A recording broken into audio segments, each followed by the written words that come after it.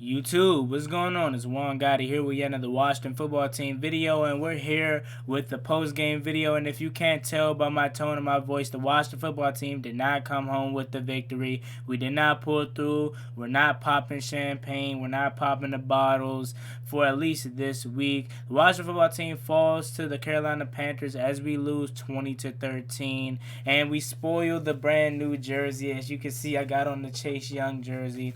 We spoiled the jersey. We don't bring them home to win, and it's very unfortunate, man, because I really thought this team could win this game, even with Dwayne Haskins at the helm, and we'll get to Dwayne Haskins, but I really thought this team had a chance to win this game, even with all the injuries that we were going through, but it just made it a lot harder. So with that being said, let's get into this video and get into the game.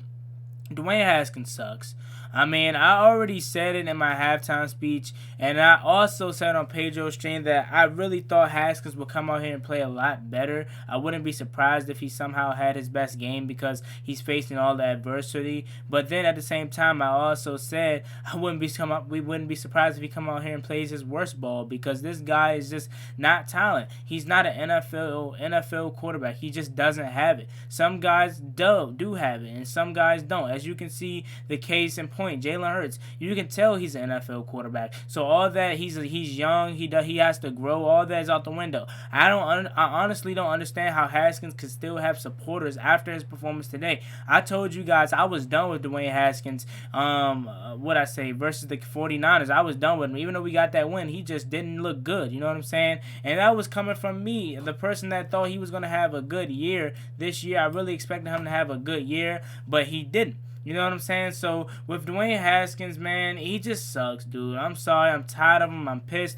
I'm not yelling as much as I was at halftime in my halftime video, if you guys want to see that, because I already got it out of my system, bro. He sucks, and it's just nothing we could do about it, man. Dan Snyder makes yet another bad decision to draft this guy, one with RG3, and obviously the talent was there with RG3. He just couldn't stay healthy. Dan Snyder made the poor decision by going with Haskins. He's just immature, and he doesn't have the skill set what it takes to be an NFL quarterback. I don't see Dwayne Haskins being on his roster in 2021. I just can't see it. Ron Rivera, you can just see even through his mask how furious he was with Dwayne Haskins. Dwayne Haskins looks out of it. He just doesn't look like he wants to be there. You know what I'm saying? And my dad made a good point. Shout out to my dad, man. He said some guys' goals aren't to be good quarterbacks. Some guys' goals are just to make it to the NFL, and once they get there, so be it. You know what I'm saying? And that's what it probably is with Dwayne Haskins. He probably doesn't care about really being too much of a good quarterback. He just wants to get there. He just wanted to get there. You know what I'm saying? And he did get there. So with that being said, Dwayne Haskins, terrible. He had 2 interceptions and 1 fumble recovery. And no, the referees didn't make it any easier for Dwayne Haskins, but still, he still came out here playing like trash. He came out here throwing incomplete pass. He missed Cam Sims. You know what I'm saying? He also holding on to the ball too long, afraid to extend plays with his legs. Plays that he did last week versus the Seattle Seahawks, you would expect him to come out here and do it again. It's like Dwayne Haskins could never have back-to-back good plays. Dwayne Haskins throws a good ball to, I forget what the receiver name is off the top of my head. I believe it was Cam Sims on the sideline. I believe it was Cam Sims. He throws a good ball to him. Oh, no, it was Steven Sims, rather. He throws a good ball to Steven Sims. Steven Sims gets his foot in, and then the very next play, he throws an interception. He can never just build off of one play to another. You know what I'm saying? Dwayne Haskins is just not it. And we have to face the reality that we missed on yet another quarterback. And I just don't understand how Dwayne Haskins could honestly still have supporters on this team, and they just don't see it. They're honestly just blind to the truth. I don't understand. I don't care that you can come up with this excuse saying he doesn't have receivers. He's in his second year with his second head coach. I don't care about none of that, because none of the mistakes that he's making has anything to do with the lack of talent around him. It has nothing to do with the lack of head coaching, the lack of a consistent head coach. The plays that he is making is strictly on him. It has to do with him not extending plays with his legs, holding on to the ball too long, missing wide open receivers. You know what I'm saying? Stuff like that, and and not being able to read defenses. I mean, the Carolina Panthers on that first interception, I believe it was Tyler Whitehead that came out with the interception. They literally just baited Dwayne Haskins. He couldn't read the defense. He thought he was going to be able to get it to the sideline to Logan Thomas, and he just didn't get it there. All the passes that Haskins threw just seemed to be in double coverage. You know what I'm saying? They just never seem to be open. I feel like Dwayne Haskins just just not it. And maybe, who knows, maybe it's just he's not here, the right fit for Washington. That very well could be a thing, but I just don't think he's an NFL quarterback. I don't see how any other team could possibly take another chance on Dwayne Haskins. Dwayne Haskins at halftime had an 8.3 passer rating. That is horrible. That is atrocious. Taylor Heinicke came into this game and gave this team a spark.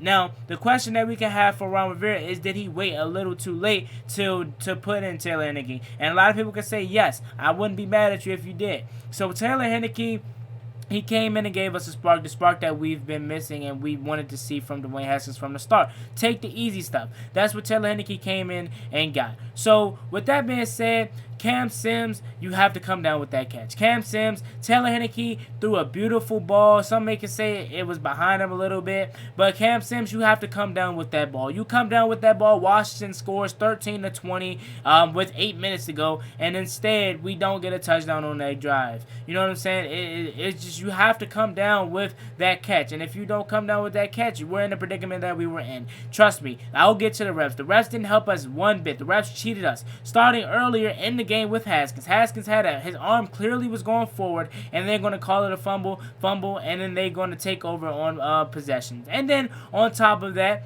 the Steven Sims wasn't helping out, a ton. Steven Sims is having his worst year yet. You know what I'm saying? I said Steven Sims is in his own head. Steven Sims, he's literally missing games because of injury, and that's not his fault. Then when he gets his opportunity, he's dropping passes, and then he's muffing punts. You know what I'm saying? Steven Sims is in his own head. And like I said, I wouldn't be surprised if Steven Sims get cut. I wouldn't cut him personally, but at the same time, you got to think of it like this. This is Ron Rivera's first year here, and this is Ron Rivera's first impression of Steven Sims. So he can be like, oh, this dude is not good, man. Get him out of here. You know what I'm saying? So with that being said, Steven Sims possibly can get cut this offseason. I'm not saying he will, so don't quote me on that, but I would not be surprised if he's gone, because this is Ron Rivera's first impression, and he's not making a good first impression to solidify his spot going into 2021, because even though we're having in a playoff push, we still have to go back to Ron Rivera's first point when he first took over the job. In 2020, is it evaluation season? He's trying to evaluate who's going to be here in the 2021 season. It just so happened that we were in the midst of a playoff push. Now, let me get to probably one of the only positive. Chase Young solidified the Rookie of the Year trophy. I know I said that last the game versus the 49ers, but this game right here, he really solidified it. He was just wreaking havoc the whole second half. Now, the left tackle, give him credit. He was really shutting down Chase Young as far as getting sacks at that point, but Chase Young was still making his presence felt by disrupting the pass rusher, hitting Teddy Bridgewater's arm, forcing the ball go up in the air, and it was eventually picked off by Cam Sims. And then he comes back on another drive where he punches it out and recovers the fumble.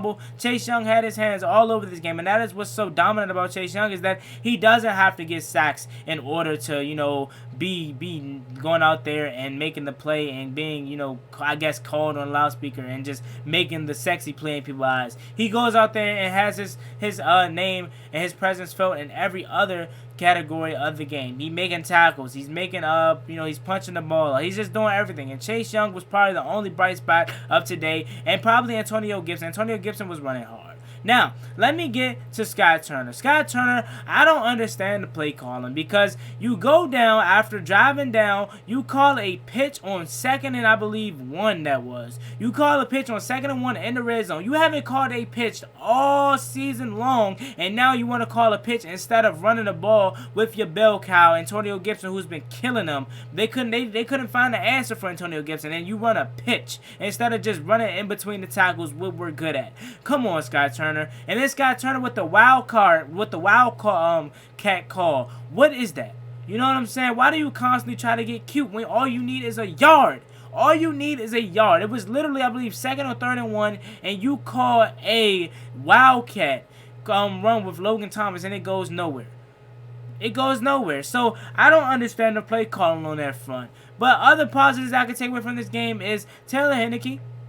Taylor Henneke, he played good in the relief for Dwayne Haskins. I really believe if he would have came in a little bit earlier in the game, we probably could have had a better chance at winning this game. Now, one thing I do want to talk about was the playoff scenario before we get out of here is that Washington loses this game, so we don't get to win the division. And as this video is recorded, the Dallas Cowboys game is still going on, but the Dallas Cowboys seems to be up by, I believe it was 30-17 last time I checked with like 9 minutes to go in the fourth quarter. So if they hold on, Washington can clinch with a win next week versus Philadelphia Eagles. But if Philly wins this game, this is going to get a little tricky. You know what I'm saying? The winner of New York and I believe Dallas is going to be, if Philly wins, actually comes back to win, it's going to be Washington and Philly for the division next week. And if Dallas wins and Washington loses next week, the winner of that game is going to be the division champion. So in a way, Washington still controls its own destiny,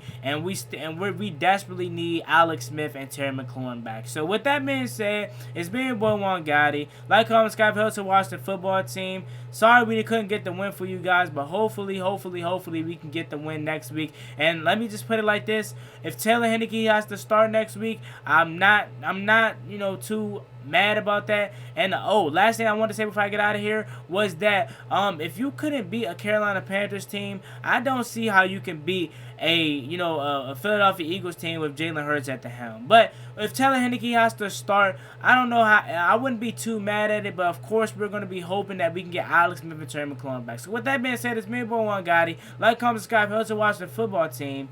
I'm out. Hail to the football team. Peace.